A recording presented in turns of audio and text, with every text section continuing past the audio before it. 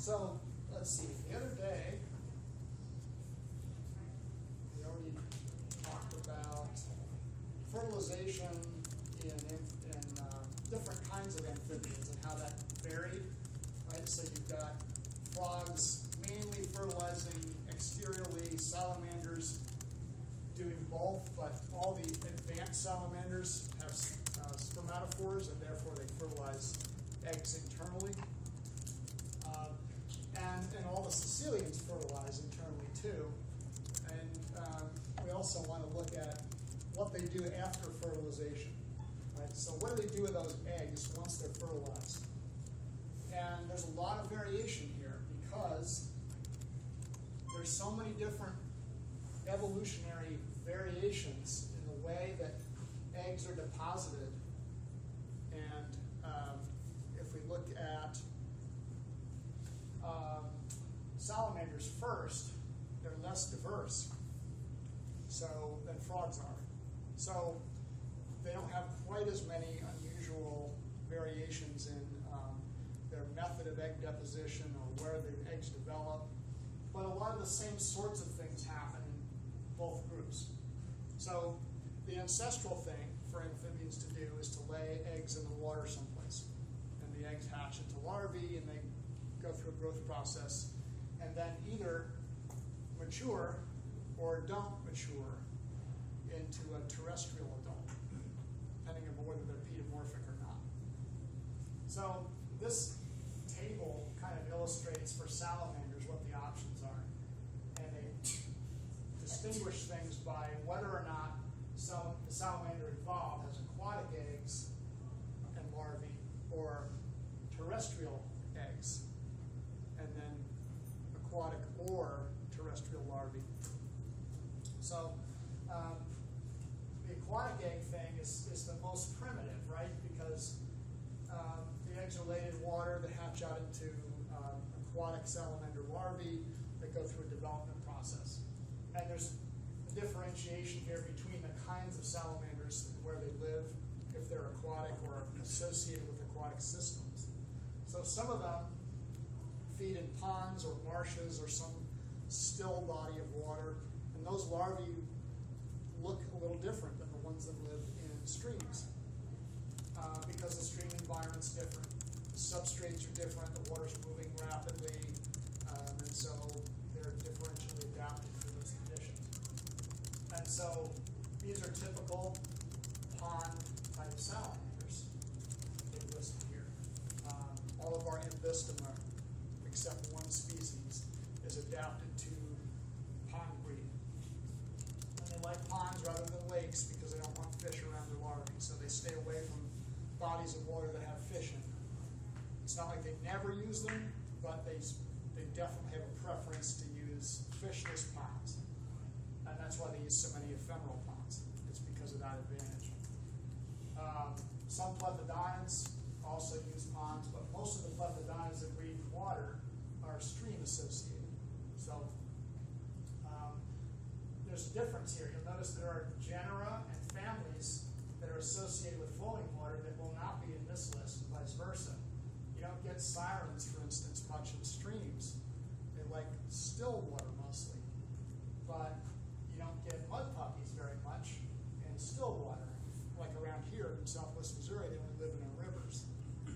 Right? So anyway, there's some overlap, but most of these represent the primitive condition for salamander development. But then there's all these specialties. So in temperate areas, you don't see a whole lot of different kind of specialized adaptations. And both the frogs and our salamanders are mainly aquatic breeders. So they still have the primitive type of development process. As you move into the tropics, though, you start to see all these really interesting adaptations for reproduction. To get the larvae away from the water, or at least the eggs away from the water, and sometimes to take the whole development process and move it into a terrestrial setting. So everything that you see here from non-aquatic eggs involves some sort of special adaptation to protect those eggs and larvae from aquatic predators. So that can be done through a terrestrial nest, and there's only a couple of Endostomid that do this. You guys looked at the marbled salamander in lab, right? And they lay their eggs on land typically in the fall, and as around here especially, we go through a hot, dry summer typically. The ephemeral ponds dry up, but as things start to moisten up in the fall, those females move in to those ponds that are going to hold water when the rains come. So the female goes into a spot on the edge of the pond or the bottom of the pond under some cover and lays her eggs in the moist soil and stays with them until it rains enough that the eggs are inundated, and then they hatch out. So that's kind of typical of this. There's other ways to do that, so different species have different methods of using terrestrial nests, and they might involve traditional larvae where the eggs are just laid on land, or a terrestrial nest where the larvae kind of are in wet substrate and they just swim into the water when they hatch out. Or you could even have some larvae that are provisioned with so much yolk that they don't even feed in the water. They stay in the nest and develop fully. Or you can have, but they're still larvae, they're still free living, right?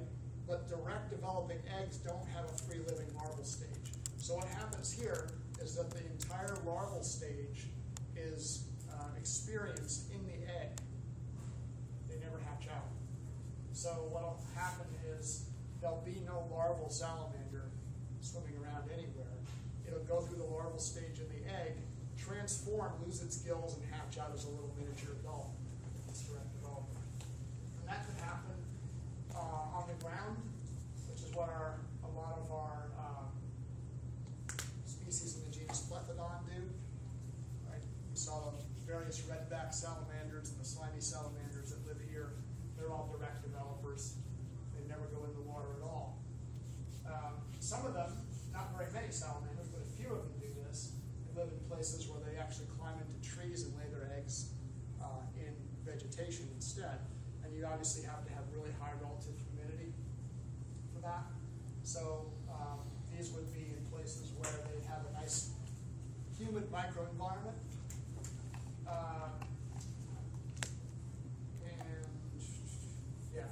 All of these are tropical. So these are going to be tropical rainforest or tropical cloud forest. High humidity, lots of fog.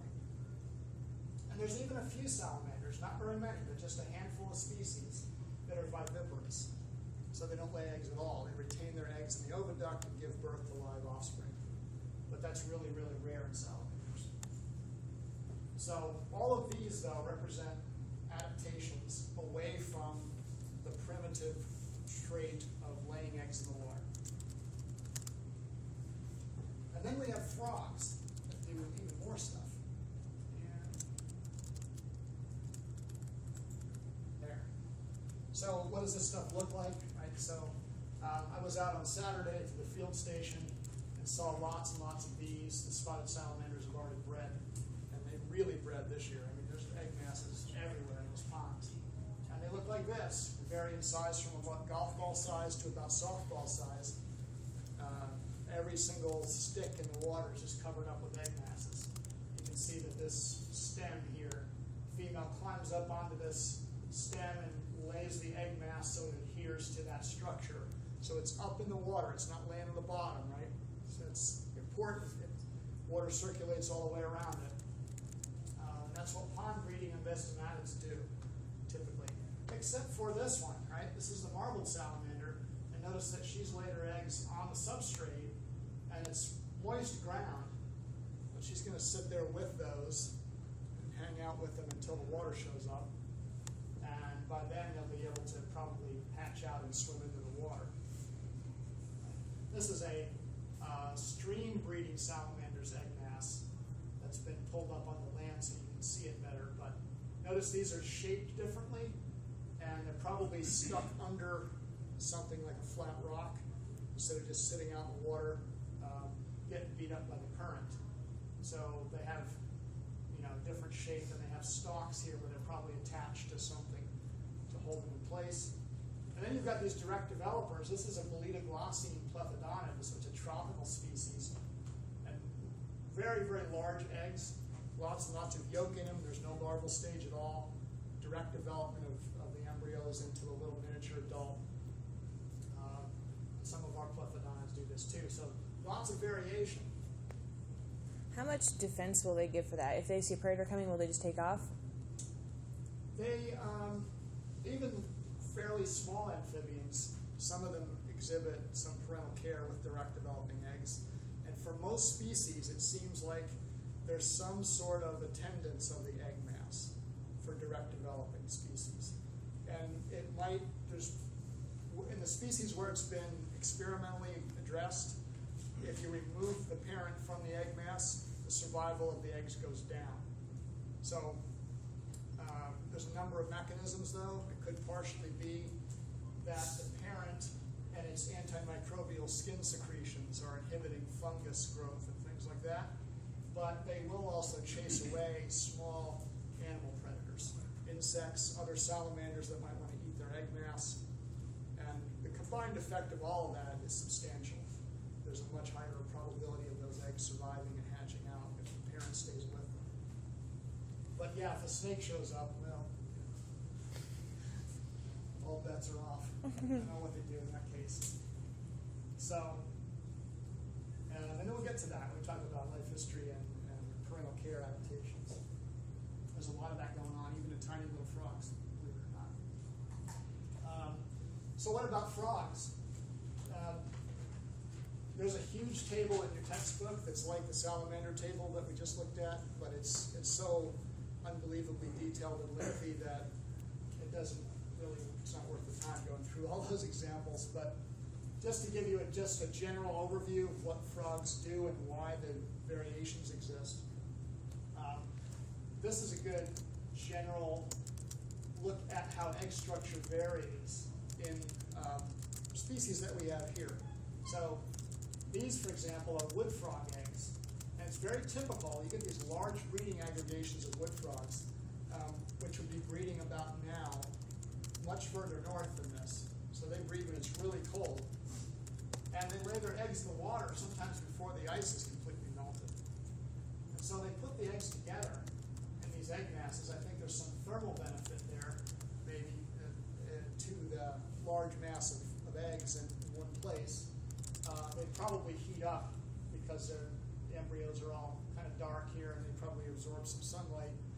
But there's also not a problem with dissolved oxygen here because this time of year when the water's this cold in a shallow pond, it's very well oxygenated. And so, and with slow development in the cold water, there's no real big problem with oxygen limitation on embryonic growth. So they can pack them all together like this with no problem as far as damaging the embryos or inhibiting their growth. But in a summer breeder, like this is probably bullfrogs and green frogs here, which breed in, June, July. The water's pretty warm. You don't want to pack your eggs all together like that in a big three-dimensional mass because that water doesn't have as much oxygen in it. So their egg masses are much, much flimsier. And they lay them on the surface film. And they spread out in a nice flat mat, right? So there's a lot of surface area for the oxygen to diffuse into the jelly mass. And they're also not packed together in with a lot of jelly around them. They're kind of loose. So that's, that structure is variable just because of the time of year they lay the eggs. And then you've got in the tropicals areas, we've got leptodactylid frogs that do a lot of this, right? So this is a foam nest here that the eggs are suspended in. And once again, warm water conditions, the oxygen levels could be low. So the foam nest allows the eggs to float in the egg mass at the surface, and therefore stay wet, moist, and have good oxygen exchange at the surface.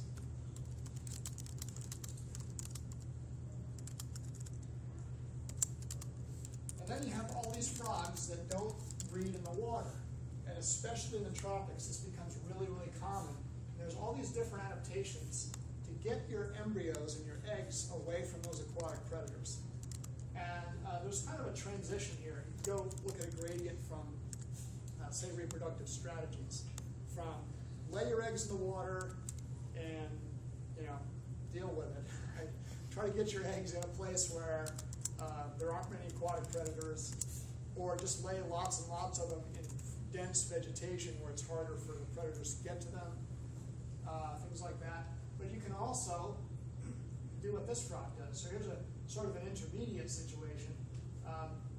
This frog has dug out a little depression here, sort of next to the bank of a stream. And so what's happening here is he's going to deposit the eggs in this little protected body of water and monitor them too. As these eggs hatch out, in some cases what these frogs do is they go in and break down this wall here so that the water runs out with the tadpoles in it right into the stream. And there's actually a video of this on one of those TV shows like Discovery Channel or something where they've actually filmed this. So there's a lot of interesting sort of parental care behavior there. And those tadpoles are ready to fend for themselves. They can be released from that little depression where they really can't feed. They need to get into that stream so they have access to food resources. Another way you can protect your eggs is to dig a burrow in a depression that will eventually fill up with water. So the eggs stay moist down there, they don't desiccate. And then when this is inundated, the tadpoles just swim out. A lot of tropical climbing frogs do this, though. They lay their eggs on leaves suspended over a body of water. So you can see the little tadpoles all in here developing. They're not quite ready to hatch out yet. They're starting to wiggle around. But as soon as they absorb all that yolk and become fully functional tadpoles, they're able to move enough that they can extract themselves from this jelly and just through gravity, beans just drop straight into the water. And that keeps those eggs out of the water, away from predators until the tadpoles are ready to, move around and defend themselves by hiding. So frogs have all kinds of weird things they've evolved though. So you've even got frogs that brood the eggs outside of their reproductive tract. So this is different. They're not just laying the eggs somewhere and leaving them, or even attending them. They're carrying the eggs around with them on their bodies. So in this case, all of these are females, I think. Well, they're not all females even, come to think of it. So this is a female here that stuffed her direct developing eggs into a marsupial pouch. You can see them there under the skin, and they're developing, and they'll hatch out into tadpoles that are eventually going to wiggle out of her skin. Right? You've seen the Suriname toads in lab, right, from South America, and these do something really weird. They have adherent eggs that stick to the dorsal surface of the female skin and develop there completely until they hatch out into little frogs. So they don't even hatch out into tadpoles. And this weird-looking thing is the Darwin frog from Australia, and it's a vocal sac developing species. So the male swallows the eggs into his throat, where the eggs develop and hatch out into tadpoles from his digestive system. There's also a species that may be extinct. The two species actually of gastric brooding frogs in Australia, where the eggs actually develop in the stomach of the adult, and the embryos secrete hormones that inhibit the digestive process, so there's no acids excreted by the adult frog. And they also go through direct development and hatch out of the adult's mouth as a little frog. Right? But they've probably been extinct for 20 years, so no one's ever seen one since the mid-'80s. So anyway, frogs do all kinds of strange things. And there's a lot of direct developing species in the tropics. This is phylogenetically often pretty well established.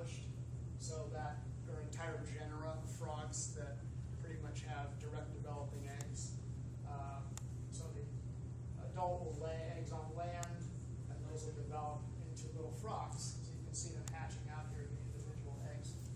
Skipping the tadpole stage entirely, no worry about aquatic predators with those. A lot of the tropical tree frogs and also the central Leonids and glass frogs, again, arboreal eggs. And in this case, what you're getting also is parental care, because this frog will sit here and attend that egg mass and try to chase away other frogs or various things that might try to eat those eggs. So, lots of complex things going on in frog reproduction. So, that's all adaptations for where to lay your eggs. And all that stuff is really kind of interesting because there's so many interesting trends in the way that works. And they're geographic and they're phylogenetic.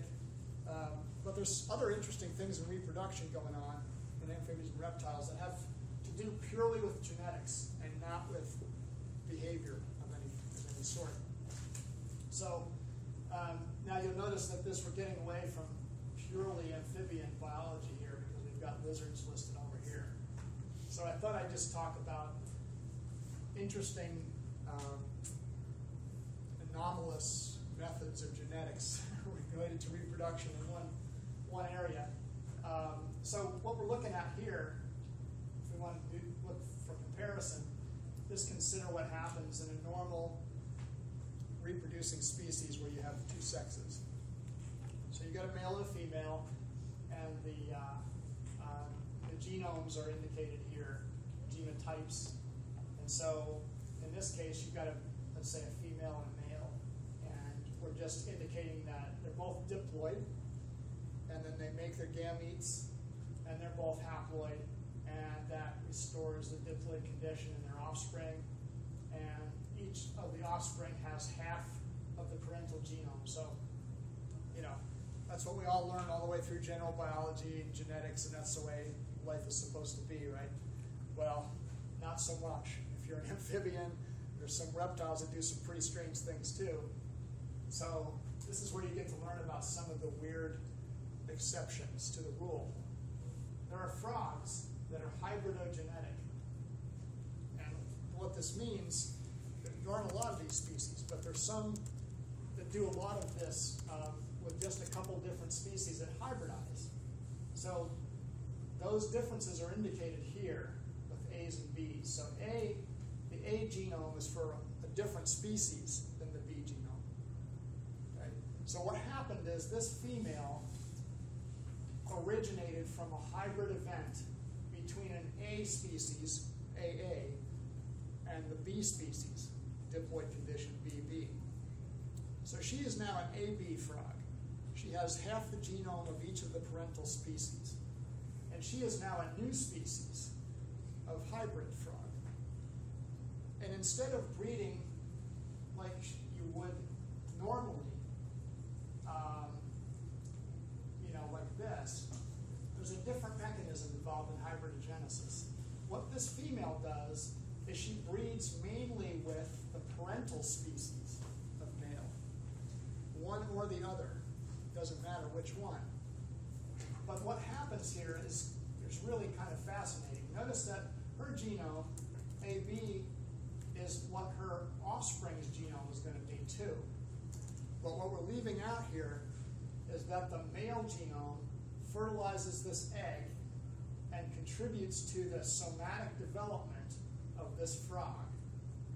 But when this frog, same as up here, makes her eggs, you notice there's no B there. She only makes A haploid eggs. So what that female is doing is kicking out the male genome entirely. So she's clonally producing offspring. And they're essentially parasitizing males genetically to use their genes for somatic development, but they never use the male genes in their offspring. Right? So essentially the male's just there for the purposes of developing the offspring properly, but his genome stops at that generation. It doesn't ever go any further. So it's a form of clonal reproduction. where two sexes are involved. There used to be another version of this that was described, which was called gynogenesis, where the males were involved, but all they did was fertilize the egg, and their genome was not incorporated even in the zygote. Right? But I've never heard of anything about this lately. I think they've completely trashed that scenario entirely. So we'll just forget about gynogenesis. You may see that in older references. And then there's a whole different method here. Suppose you get away from males entirely and just reproduce as a clonal female. That's called parthenogenesis. And even though it involves eggs, it's essentially asexual because there's no sperm involved at all. So we want to look at these systems of hybridogenesis and another thing that isn't on here. So here's the hybridogenesis best studied system. In Europe, there are a couple of really common frogs that are called common frogs. Because Europeans apparently didn't have any imagination. And this one's called the edible frog, Rana esculenta. But it's actually not Rana anymore, right? Forgot to change that genus. These all used to be Rana, but we all changed the Ranas now to different genera. So it's now Pelophylax. There's Pelophylax wilsoni and Pelophylax redabundant. And those are normally bisexual reproducing species.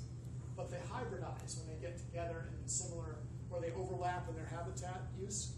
And when you hybridize, you get Pelophylax esculenta, which looks a lot like both adult hybrid species. But when they hybridize, a lot of weird things happen because they do what we described in the previous slide. The females mate with one of the males from a parental species. It could be either one. But when she makes her eggs, she's purging the genome of her father. So only her female genome is incorporated into all of her eggs, and they can be fertilized by the male, and the same thing will happen to her offspring. They'll develop with their father's genes, but they will discard them when they make eggs. So, why does this work so well? In some places, there's a lot of hybrid frogs. It's not like it's a rare thing that happens occasionally. It's like there can be whole populations where they're mostly hybrids, right? Which doesn't make a whole lot of sense. But there have to be, in order for that to happen, there has to be source populations of adults. And it turns out that most of these populations have a lot of females in the hybrid population because a weird behavioral thing happens. The females don't really like the hybrid males, right? Because, the male, the sperm cells, right? They can make males or females. The males have very low reproductive success because the females would rather mate with a parental species of the male instead. So, the males are behaviorally not favored. They get left out. And this produces more and more hybrids and maintains the population of hybrids over time. But there's lots of different genetic combinations that are possible. If the female mates with a parental species of male, then you're going to get a diploid hybrid as an offspring. But occasionally they do mate with hybrid males instead. When that happens, you get a triploid offspring because you have two hybrid genomes coming together, and I guess you would get two of the female genomes and none of the male. I don't know how that works, I forgot. But anyway, it's genetically different. So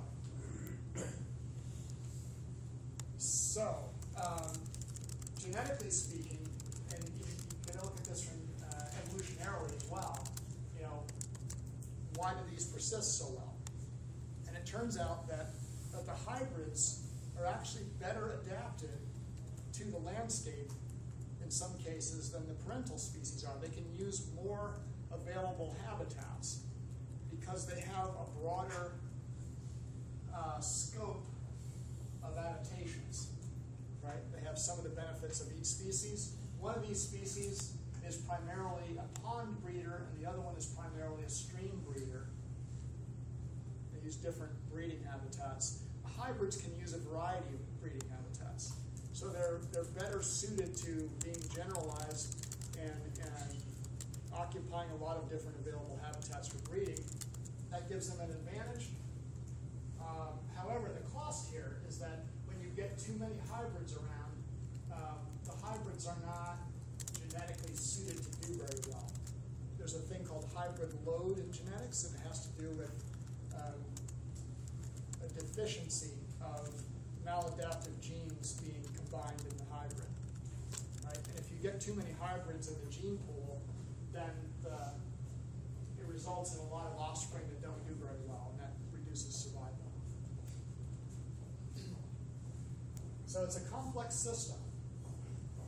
A lot of this wasn't known about until we had the genetic tools to examine what these hybrids were doing, even though the hybridization part was known for a long time. The newest version of weirdness in amphibian genetics is called kleptogenesis. And kleptogenesis is so far only known from the Ambystoma genus. Now, this is fairly similar to hybridogenesis, but once again, the male genome is used. It's incorporated into the offspring, but only in the somatic cells. And so the females are going to use their own genome perpetuated during egg production.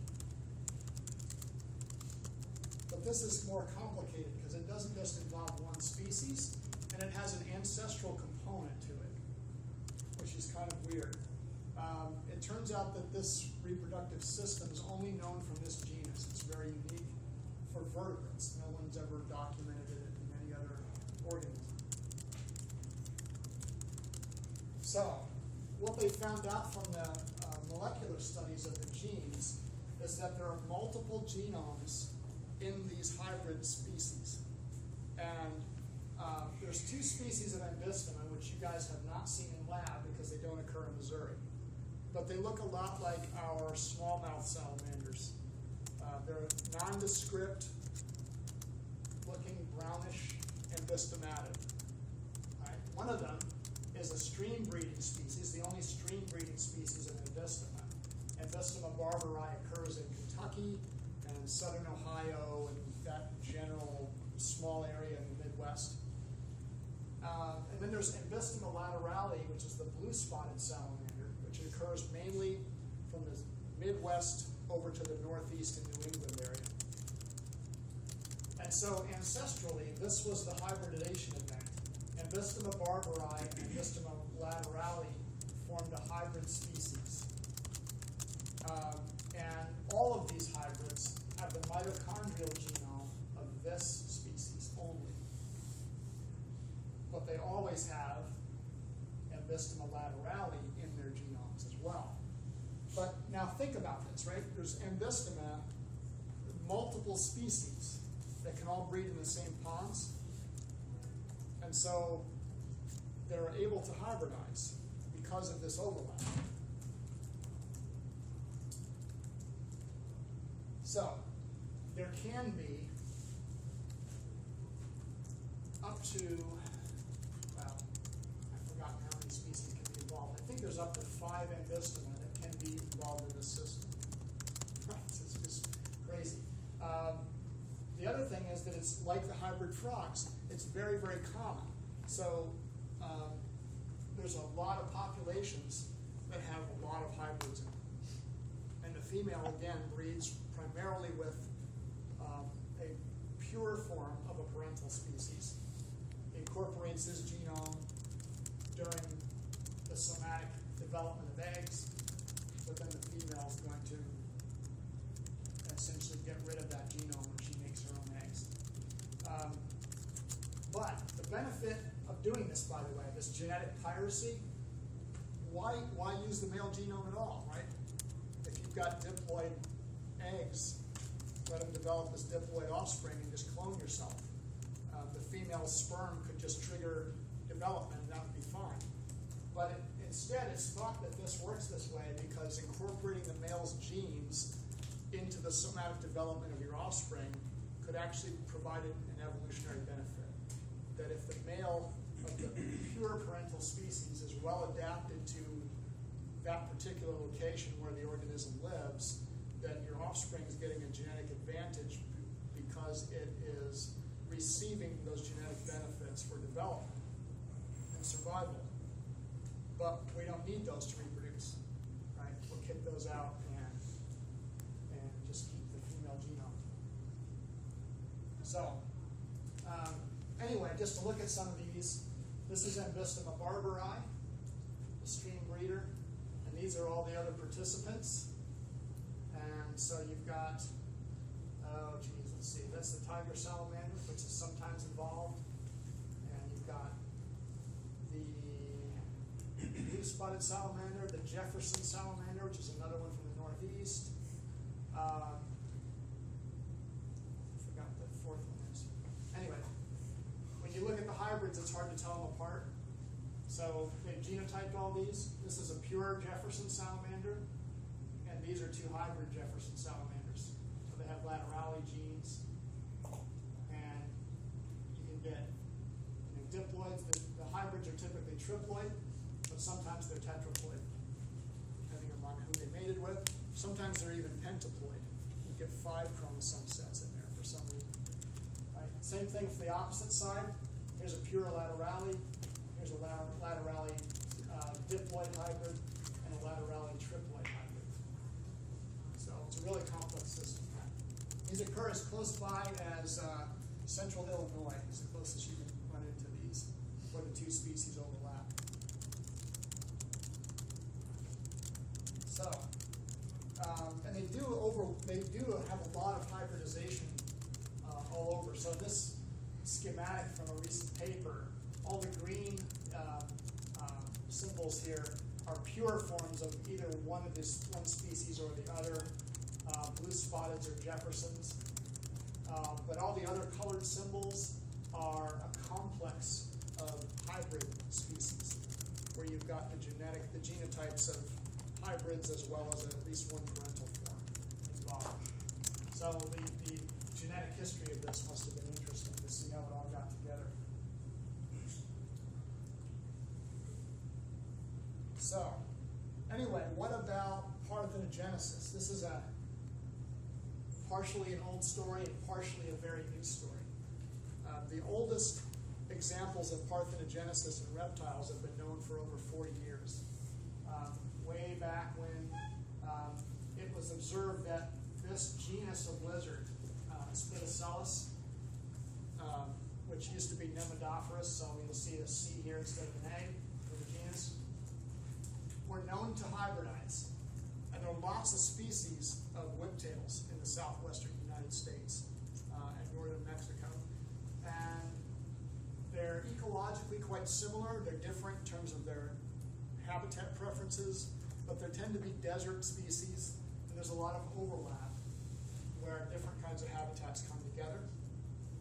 And when they hybridize, the results are that you get an all-female species out of it. The female is diploid, and she will not mate with a male. She'll produce her own eggs that are exactly clonal of her genome. So this up here is when they worked out all the hybrids and where they come from by looking at the genetics. And so, for example, if you have a species Inornatus combining with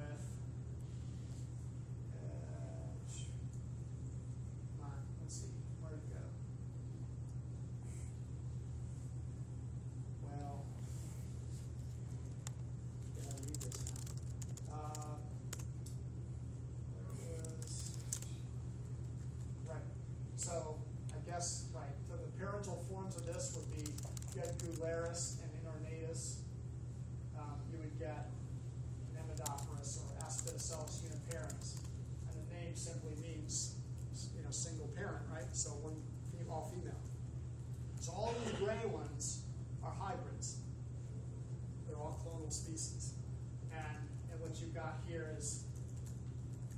male parent, here's the female parent, different species, and there's the new hybrid species that results from their combination.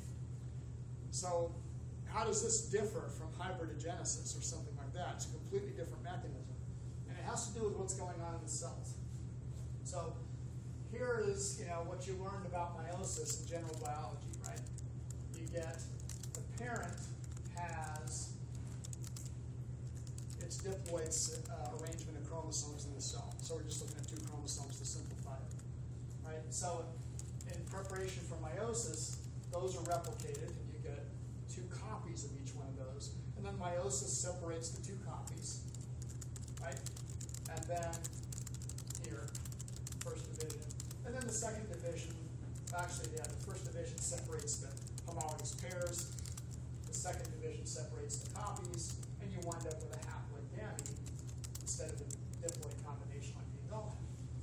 Right, so that's what everything does that's reproduces sexually, right?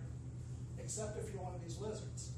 If you turn out to result from a hybrid pairing between 2 separate species, and what happens is that something messes up in the cellular machinery, and you get this. Your cells are no longer that. They have extra copies of their chromosomes now, which happened apparently because of some mechanical problem with hybridization. So what does this animal do when it goes to prepare for meiosis? It copies those chromosomes, and you now get this.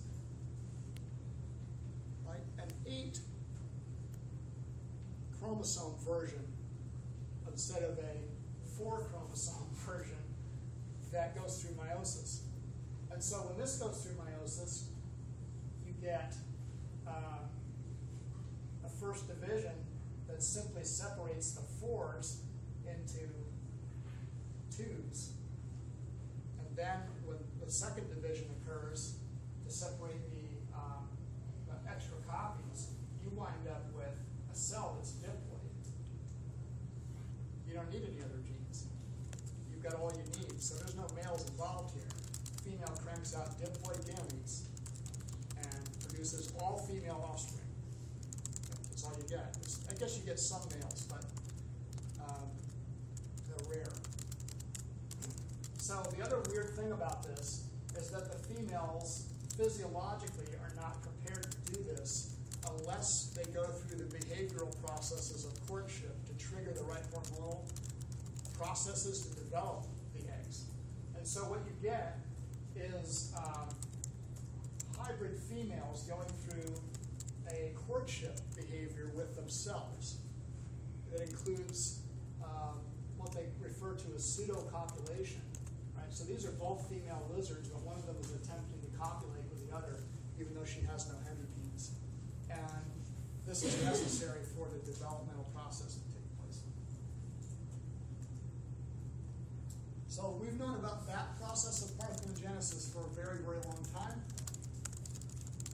And this was debated, why do these parthenogens persist? Right? Why are they so abundant? You find lots of them where you go to these habitats.